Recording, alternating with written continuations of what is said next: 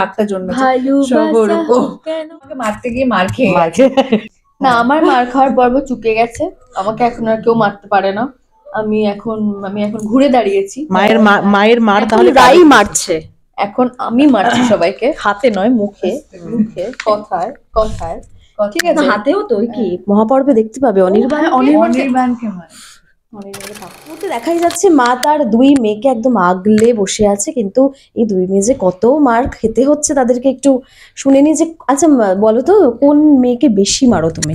তার আগে এটা বলি যে আগলে বসে আছে, তো এই আগলে বসে থাকার পেছনে যা আছে, জাস্ট এই যে গলাটা ভাঙা ভাঙা লাগছে, এটা কিন্তু এই যে যাকে একেবারে পাশে বসিয়েছে তাকেই চুলের মুঠে ধরে একদম ঘুম ঘুম করে দিয়ে এসছে। যা অবস্থা হয়েছে গলার, মনে হচ্ছে নিজেই আমাকে মারতে গিয়ে মার খেয়ে মানে লিটারালি যে ঘামছে। তুই ঠিক আছিস তো? তোকে লাগেনি তো? মানে এত এক্সশন হয়েছে আমাকে মেরে, মানে এত বড় একটা মানুষকে মেরেছে, মানে একটা লম্বা চওড়া একটা মেয়েকে মেরে মানে নিজেই হাঁপিয়ে গেছে, আর পারছি না বাবা। মানে এতগুলো ছেলে মেয়েদের দুষ্টুমি করলে এক একজনকে মারতে তাহলে কি হয়, মানে এতগুলো মার খেতে হয়, মানে মার দিতে হয়। রাই বসে বসে ভাবছে যে আমি কতবার মার খেয়েছি। না, আমার মার খাওয়ার পর্ব চুকে গেছে। আমাকে এখন আর কেউ মারতে পারে না। আমি এখন ঘুরে দাঁড়িয়েছি। মায়ের মার তাহলে রাই মারছে, এখন আমি মারছি সবাইকে, হাতে নয়, মুখে মুখে কথায় কথায়। ঠিক আছে, হাতেও তো কি মহাপর্বে দেখতে পাবে অনির্বাণকে মার। অনির্বাণকে থাপ্পড় মেরেছি আমি, না তা বলে মারছি বললে মানে হ্যাঁ থাপ্পড় মেরেছি আমি। যেটা হয়তো দর্শকের খুব খুব রিয়াকশন পেয়েছি, খুব ভালো ভালো রিয়াকশন। সবাই বলেছে যে অনেকদিন আগে এটা দরকার ছিল, রায় এবার নিজে বুঝতে পেরেছে, অ্যাটলিস্ট একটু মান সম্মান রায়ের আছে, এইসব লিখেছে লোকজনের। তো এটা খুব ভালো লাগছে আমার। হ্যাঁ, কালকেই সেটা আছে মহাপর্বে, যে অনির্বাণ যেখানে আবার ভুল করবে এবং আবার এনগেজমেন্ট হচ্ছে ওর কোয়েলের সাথে, ডেফিনেটলি ও আবার কোয়েলের সঙ্গে সংসার শুরু করতে যাচ্ছে। তারপরে আমি সবকিছু পেরিয়ে যেতে চাইছি, সবকিছু বলে পর্দা ফর্দা ফাঁস করে, কিন্তু ও বলছে যে আমার ভুল হয়ে গেছে, আমাকে ক্ষমা করে দাও, যেটাও করে থাকে। তখন আমি থাপ্পড়টা মারছি যে তুমি প্লিজ আগে মানুষ হও, তারপরে তুমি আমার কাছে এসো, তার আগে না। তো সবাই সেটা দেখতেই পাবে কিভাবে কি করছি না করছি। আর কোয়েল আর নীলুর ব্যাপারটা এবার আসি, যে ওরা এতদিন ধরে যা যা করেছে সেটা সবকিছুর অবসান বোধহয় মানে কালকে হবে। অবসান বলতে আমি সবকিছু জানতে পেরে গেছি।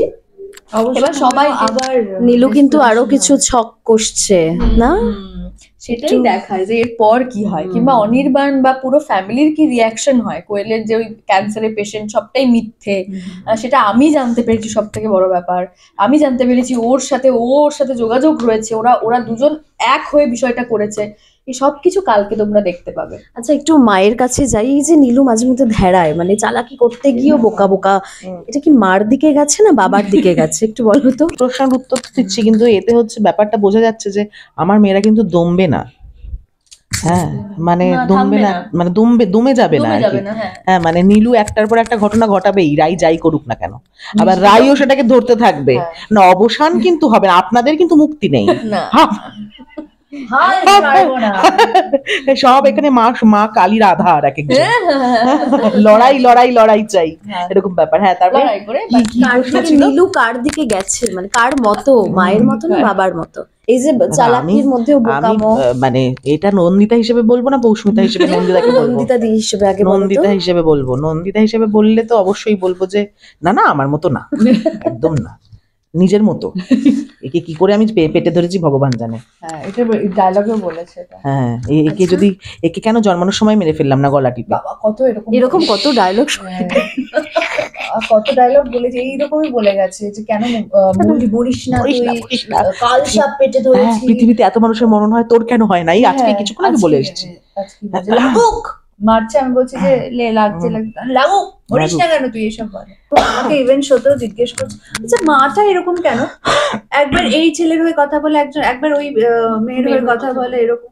আচ্ছা, মা তো এতগুলো গুণধর ছেলে মেয়েরা ধরেছে, এবার সবাই কিন্তু সমানভাবে যত ফেলে তো আর দিতে পারে না, ওই সবার হয়ে আর কি, সবার পয়েন্ট অফ ভিউ থেকে ভাবার চেষ্টা করে। রত্নের মতো 4 সন্তান রয়েছে যার, এবার পৌষ্মিতা দি হয়ে বল। পৌষ্মিতা দি হয়ে বললে বলবো যে নীলু একেবারে নন্দিতার মতো, কোনো সংশয় নেই এতে পৌষ্মিতার। কোন জামাই ভালো? এই রে মেয়েগুলো যা জামাই মায়ের কাছে তো সার্থক, না স্বার্থ আসলে ব্যাপারটা হচ্ছে সার্থককে তো এরা আমাকে কাছাকাছি ঘেঁচতেই দেয়নি। সার্থককে নিজেরা পছন্দ করেছে, নিজেরা সবকিছু করে চলে গেছে। আমি শুধু আমার দায়িত্বটুকু করেছি। আমি যে দুজনকে বেশি ভালো করে মানে অ্যাকসেপ্ট করেছিলাম, তার মধ্যে একজন হচ্ছে অনির্বাণ, প্রথম হচ্ছে সৌর্য, দ্বিতীয় হচ্ছে অনির্বাণ। যদি মানুষ হিসেবে দেখি তাহলে সৌর্য অনেক এগিয়ে, কিন্তু সেই ছেলে কই, মানে এখন আমাদের অনেকের এটা আমাদের সৌর্য কই, আমরাও খুঁজছি সৌর্য কোথায় কোথায় কোথায় রাই কোথায় নীলু কোথায়। রাই কি জানে, মানে রাইয়ের তো সন্ধান চাই। আগের বয়ফ্রেন্ড ছিল। না না, এখন এইসব বলে দর্শককে একদমই ইয়ে করবেন না, দিকভ্রষ্ট করবেন না। আমার সূর্যের সাথে এখন কোনো সম্পর্ক নেই, ও আমার বোনের পর। দর্শকদেরকে আমরা দায়িত্ব দিলাম খুঁজে আনান, আমরা কোথাও সৌর্য খুঁজে পাচ্ছি না। আপনারা একটু সৌর্যকে খুঁজে দিন, প্লিজ। সৌর্যের স্বপ্নে রাই আসতো। আচ্ছা, খালি বলতো রাই, আমাকে অনেকবার রায়পূর্ণা ভেবেছে, রাই করে, সেই ক্ষেত্রেই আর কি রাগটা হয়ে গেছে নীলুর। রাইকে ভুলতে পারছে রাই, তারপরে দিদি ভাইয়ের উপরে রাগটা জন্মেছে। মানে জামাই হিসেবে আইডল, ভীষণ 10 on 10, এবং ছেলে হিসেবেও না, হাজবেন্ড হিসেবেও ভালো। তুই তো নিজে খারাপ, তুই তো নিজে চাসনি ওকে, প্রেগন্যান্ট, তুই তো ভালোবাসিস না, তুই যা ঘটিয়েছিস তারপর তুই না। Let me say my story. হ্যাঁ, ও বিয়েটা করেছিল, কিন্তু বর হিসেবে যেটা আর কি বউকে সিকিউরিটি দেওয়া, যে আমি তোমার পাশে আছি সব রকম ভাবে, মানে মেন্টালি, সাইকোলজিক্যালি কেয়ারিং, ও শুধু নিজের দায়িত্বটা পালন করেছে। কোথাও না কোথাও ওই অ্যাসিওরেন্সটা দেয়নি যে ও রায়পূর্ণাকে সেই ভালোবাসার জায়গা থেকে সরিয়ে যায়। দ্যাট ইজ ফাইন, ওটা সম্ভবও না, কিন্তু ওই আর কি ওই একটা দুজনের মাঝখানে, দুজনের ফিলিংস এর মাঝখানে যেহেতু নীলু পড়ে গেছিল, তো সেই ক্ষেত্রে ওখান থেকে ওর একটা সাইকোলজিক্যাল ডিসঅর্ডার হয়। আমি বলি মাঝখানে না, একটু সময় দিতে হতো। এক্স্যাক্টলি, হ্যাঁ, মনে তো সময় হয়েছে যেখানে বর বউ দুজনে মিলে আমাকে অপমান করেছে। এই তুমি ভাগ্যিস, আমাকে তো সূর্য এটাও বলেছে, ভাগ্যিস নীল। তুই একটু ভেবে দেখ, একটা সময় সূর্য কিন্তু ওর প্রতি একটু দুর্বল হয়ে পড়ছিল। তখনই তো সে বললো না আমি বাড়ির কোনো কাজ করব না, আমার বর আমাকে ভালোবাসে। ডোরাকে বললো যে আমি এখন রাজরানী হয়ে গেছি, এসব ব্যবহার করলো। তারপরে সব থেকে বড় কথা, সূর্য আমাকে নিজে বলেছে যেখানে, যে ভাগ্যিস তুমি রাই নিজে বিয়েটা না করে তোমার বোনকে দিয়েছো, তাই জন্য আমি একটা। না, ওটা তোকে মানে পার্সোনালি হিট করার জন্য বলেছে, তোর উপরে তখন বলেছিল না যে এই কটা দিনেই ভালোবাসা চাইলে কি করে হবে, একটু সময় দাও, সব ঠিকঠাক হয়ে যাবে। কে বলেছে? তোদের মধ্যে সম্পর্কটা ঠিক হচ্ছিল তো একটা সময়? হ্যাঁ, ঠিক হচ্ছিল তো একটু করে, হ্যাঁ, যখন তুই মনে মনে বলছিলি তুই সূর্যকে আসলে ভালোবেসে ফেলেছিস। আমি তো ভালোবেসে ফেলেছি, সূর্যও বেশ সূর্য একটা সময় ভালোবেসে ফেলেছিল, তারপরে ও তাড়াহুড়ো করেছে, হয়তো বিশ্বাস করলো কেন, এই বোঝানোটা যদি মানে একটু ধারাবাহিকের মানে গল্পে যদি থাকতো, যে মার দিদি মিলে বোনকে বোঝাচ্ছে। হ্যাঁ, মা বুঝিয়েছে খানিকটা, এমএ বুঝবে নাকি? আমিও বুঝিয়েছি, এর জন্য মারটাই দরকার একদম। এ বুঝবে না। আরো একটা বিষয় হয়েছে, ও যদি ওর সাথে সম্পর্ক না থাকতো তাহলে সূর্য বিশ্বাসই বা করলো কেন যে নীলু প্রেগন্যান্ট? হ্যাঁ, সম্পর্ক ছিল, মানে ওই শারীরিকটাই ছিল, কোনো মানে মানসিক দিক থেকে ছিল না। এবার ওটা অন্যদিকে চলে যাবে। এবারে না আমরা চাই যে মানসিক দিক থেকে ওই সম্পর্কটা হোক, সূর্য ফিরে আসুক, কারণ নীলুও খুব করে চাইছে মনে প্রাণ, খুব রোবোটিক ছিল মানে ব্যাপার। মনে প্রাণে সূর্যকে এখন চাইছে। এখন কি না, এখন ও খুব স্বার্থপর হয়ে গেছে, এখন মানে ওই সূর্য কোনো কিছু ওর টার্ন অন নয় তো না, এখন মানে ভেবে গেছে যে এখন আর কি করবে, মানে সূর্যকে যতটা আর কি সময় দেওয়ার ও দিয়েছে, এন্ড মানে নাথিং ওয়ার্কস। তো এখন যেহেতু জীবনটা অন্যরকম হয়ে গেছে, এখন পুরো রিভেঞ্জটা ওইভাবে হবে। এরকম মানে সিনের মাঝেও এরকম গল্প স্বল্প হয় না, মানে ধারাবাহিকের গল্প নিয়ে। হ্যাঁ হ্যাঁ, আমরা নিজেদের গল্পটা নিয়ে নিজেরাই ঝামেলা করি প্রত্যেকে। হ্যাঁ, আর আমরা এটাও চাই যে দর্শকের মধ্যেই ঝামেলাটা হোক।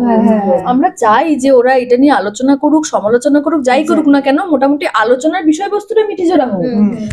ওদের মধ্যেও এটা নিয়ে ঝামেলা হয় যে না ভাই নীলু তো চেষ্টা করেনি, না না নীলু তো চেষ্টা করেছে। ওদের মধ্যেও এটা হয়, না না রাই তো প্রথমে ভুল করেছে, না না রাই ভুল কোথায় করেছে, ও তো ভালো চেয়ে করেছে। ওদের মধ্যেও এটা হয়, ডিবেটটা হয়। এটাই আমাদের কাজ, দর্শকের মধ্যে ডিবেট তৈরি করা।